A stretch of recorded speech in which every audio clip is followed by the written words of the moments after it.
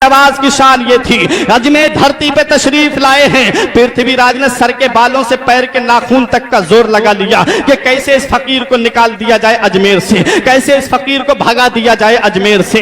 पूरी ताकत लगा ली, लेकिन मेरे गरीब नवाज को अजमेर से नहीं निकाल पाया। पूरी ताकत लगा ली, पूरी कुव्वत सर्फ कर दी, लेकिन मेरे गरीब नवाज अजमेर की धरती पे रहे। मेरे गरीब नवाज को बादशाह किसी आम इंसान ने नहीं बनाया था, मदीने वाले ताजदार ने बादशाह बना करके भेजा था, उम्मत के गमख्वार ने बादशाह बना करके भेजा था। याद रखो मुसलमानों, मेरे गरीब नवाज इस हिंदुस्तान की सरजमीन पे आए हैं तो कुरान की तिलावत करते हुए आए हैं, नमाज की पाबंदी करते हुए आए हैं। मुसलमानों, नमाज की पाबंदी करो। गरीब नवाज से सच्ची मोहब्बत करते हो तो इस्लाम, गरीब नवाज से सच्चा प्यार है तो नमाज की पाबंदी करो। आशिक को माशूक की हर अदा से प्यार होता है। अगर आपको किसी से मोहब्बत हो जाए तो आपको उसकी बुराइयां भी अच्छाइयां लगने लगती हैं, आप उसकी हर बात मानने के लिए तैयार हो जाते हो। ए मुसलमानों, तुम कैसे मुसलमान हो कि गरीब नवाज से मोहब्बत का दावा कर रहे हो, गरीब नवाज से सच्चे आशिक होने का दावा कर रहे हो, गरीब नवाज के सच्चे मुहिब होने का दावा कर रहे हो और गरीब नवाज की अदाओं को नहीं अपना रहे हो।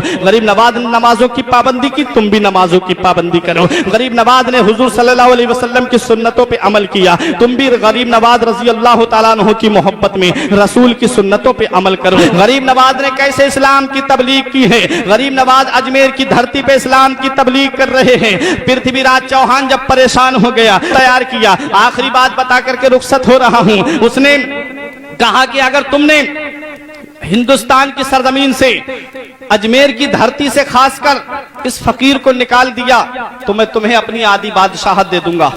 वो बहुत ताकतवर था, पहले के ऐसा लिबास पहनते थे, ऊपर से कमर तक चुस्त होता था, कमर से नीचे ढीला होता था, और उसके अंदर अगर कोई हथियार वगैरह रख लिया जाता कमर में तो वो पता नहीं चलता था। उसने हथियार लगाया, जहर में खंजर बुझाया। जहर में खंजर क्यों बुझाया जाता था? इसलिए बुझाया जाता था कि अगर जख्म हल्का भी लग जाए तब भी जहर पूरे जिस्म में फैल जाएगा तो आदमी उससे खत्म हो जाएगा। पूरे खंजर को उसने जहर में बुझाया, अपनी कमर में रखा, पृथ्वीराज के पास दोबारा आया, बोला आपने जो मुझसे वादा किया है क्या आप उसे पूरा करेंगे? क्या आप मुझे अपनी आदि सल्तनत देंगे अगर मैं उस फकीर को इस हिंदुस्तान से निकाल दूं? अगर मैं उस फकीर को मार दूं तो क्या तुम मुझे आदि सल्तनत दोगे? पृथ्वीराज ने कहा हाँ मैं सल्तनत दूंगा। अब आया मेरे गरीब नवाज की बारगाह में, मेरे गरीब नवाज तकरीर कर रहे हैं, अल्लाह अल्लाह। आज हम घंटों तकरीर करते तो असर नहीं होता, आज हम 2-2 घंटे तकरीर करते तो असर नहीं होता। गरीब नवाज की तकरीर के बारे में आया है कभी भी 5 मिनट 10 मिनट से ज्यादा तकरीर नहीं करते थे। एक तकरीर में आपको गरीब नवाज की सुनाता हूँ। मौलाना आजम साहिब किबला तशरीफ फरमा है, मौलाना शाकिर साहिब किबला, मौलाना उमर साहिब किबला, इन उलमाए किराम की मौजूदगी में मैं बोल रहा हूँ। गरीब नवाज तकरीर कैसी करते थे? गरीब नवाज की तकरीर के अल्फाज सुनो। गरीब नवाज फरमाते हैं कि सखावत करो तो सूरज जैसी, गरीब नवाज फरमाते हैं सखावत करो तो दरिया जैसी, शफकत करो तो सूरज जैसी, फरमाते हैं आजिज़ी करो तो जमीन जैसी। बस 3 जुमलों में तकरीर खत्म गरीब नवाज की। फरमाया सखावत करो तो दरिया जैसी, शफकत करो तो सूरज जैसी, आजिज़ी करो तो जमीन जैसी। आपने देखा होगा दरिया बहता है, चलता दरिया कभी बदबू नहीं मारता, बहता दरिया कभी बदबू नहीं मारता। दरिया बहता जाता है, उसे खुद नहीं पता, आखिर एक दिन वो समंदर में मिल जाता है और लोग उससे भर लेते हैं, लेकिन दरिया में कमी नहीं आती। गरीब नवाज की तकरीर के, गरीब नवाज ने समंदर को कूजे में समा दिया। फरमाते हैं सखावत करो तो दरिया जैसी, सखावत करो तो दरिया जैसी, और फरमाते हैं शफकत करो तो सूरज जैसी। शफकत, सूरज कभी चेहरा देख करके रोशनी नहीं देता, सूरज कभी छप्पर और लिंटर देख करके रोशनी नहीं देता, सूरज कभी बिरादरी देख करके रोशनी नहीं देता।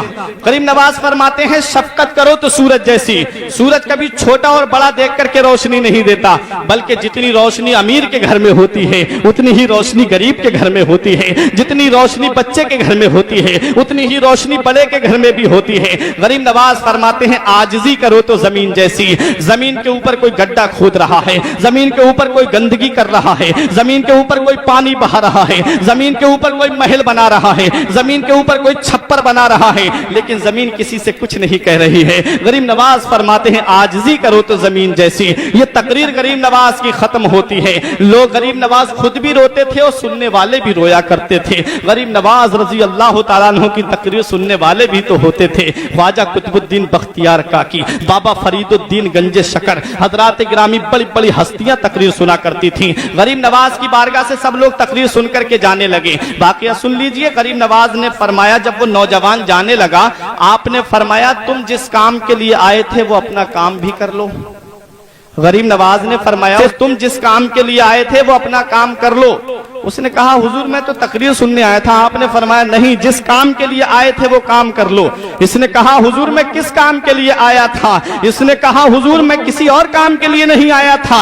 मेरे गरीब नवाज फरमाते हैं पृथ्वीराज चौहान से क्या वादा करके आया है? पृथ्वीराज चौहान ने तुझसे क्या कहा था कि अगर तूने गरीब नवाज को मार दिया तो मैं तुझे आधी सल्तनत दे दूंगा, आ जा और अपना पूरा काम कर ले। मेरे गरीब नवाज की जबान से इतना सुनना था कि कदमों पे गिर जाता है और रो करके कहता है कि जब अजमेर के गरीब नवाज के इल्म का ये आलम है तो मदीने वाले मुस्तफा के इल्म का आलम क्या होगा। जब उनके गदा भर देते हैं शाहाने जमाना की झोली, जब उनके गदा भर देते हैं शाहाने जमाना की झोली, मोहताज का जब ये आलम है मुख्तार का आलम क्या होगा। चाहे तो इशारों से अपने काया ही पलट दे दुनिया की, चाहे तो इशारों से अपने काया ही पलट दे दुनिया की। ये शान है उनके गुलामों की, सरदार का आलम क्या होगा।